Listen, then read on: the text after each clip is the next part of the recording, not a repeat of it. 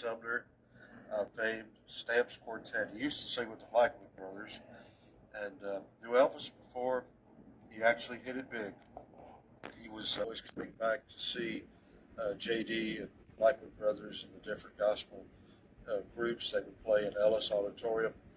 And Elvis and JD had a lifelong friendship.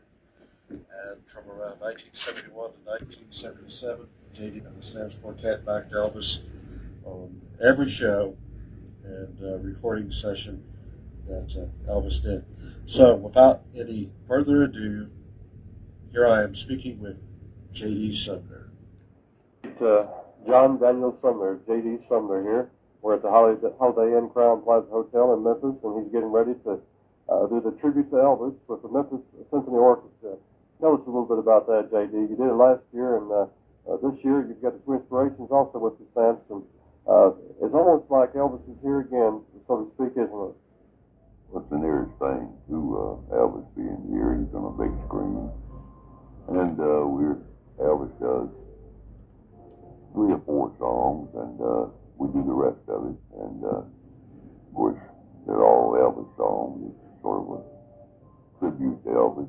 It's very exciting. On one spot, Elvis introduces the Stamps Quartet to sing "Sweet, Sweet Spirit," and it's really the most exciting show I've ever been a part of, outside of being with Elvis himself. Well, that's impossible now.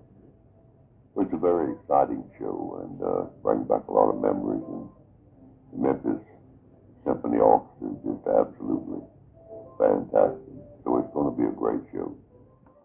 I know that last year was fantastic. I attended it with Richard Davis and Red West, and they were both very moved. And remember, we came back and visited with you and the Stamps, and the show is it's a little bit different. You changed it up a little bit this year, haven't you, JD? Or yeah, we're basically the Stamps, different members taking the lead on different songs, or doing the lead part of it. And last year we had a young group from out at Memphis State that done part of it, but they weren't part of the Elvis family. This year it's all family, and it'd be more real because the Stamps were there with Elvis, and we're doing. You take Eddie, and he's singing most of the show because he's the one that was the lead in the years when we were with Elvis. And then Ed Hill, he's the one that always announced in the Elvis show, ladies and gentlemen, Elvis has left the building. And Rick Strickland, our new tenor singer, he'll be doing some of the songs. And I was worried at his capability to sing the Elvis songs. He does a fantastic job. And then I sing My Way and My Boy. And of course the gospel things I'll be doing, Why Me Lord, and How Great Thou Art. And I do It's Funny How Time Slips Away. So it'll be a great show. The new member, Rick, is he any relation to Larry Strickland? No, there's no kin whatsoever. Everybody has to ask that. No, there's no kin. I recently saw you on the Crick and Chase show, and you sounded great. I mean, he sounded good with you guys, and he seemed like he was pretty, he said kind of scared, didn't he? Well, he was. That was about his first big time singing. And just before that, we appeared on the Grand Ole Opry Bureau. Grand Ole Opry on for 2 nights, Friday and Saturday. And out there with all the country stars, people he'd never met, he was pretty excited, but he's calming down pretty much. But this is going to be a blast for us, the Symphony Orchestra. I mean, I don't know where he can take it or not. His head may explode.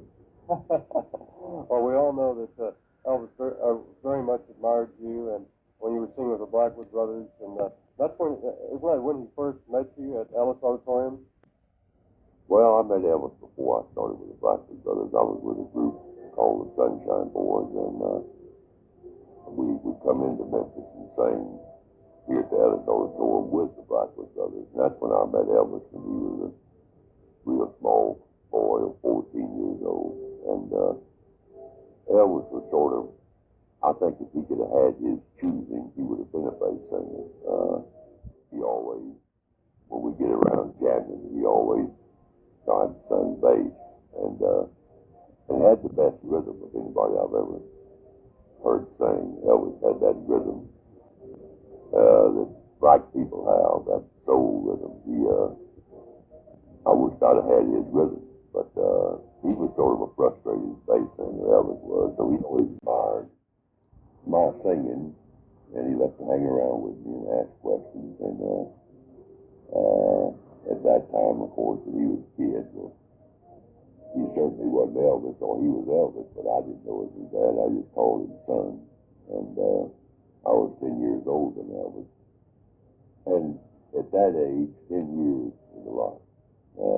When you were 14, I was 24, and that was pretty old to him. So he would hang around stage and ask questions, and of course, I wish I could remember what I told him so I could do it myself, but apparently I didn't help him all that much. But he was always a fantastic young man, and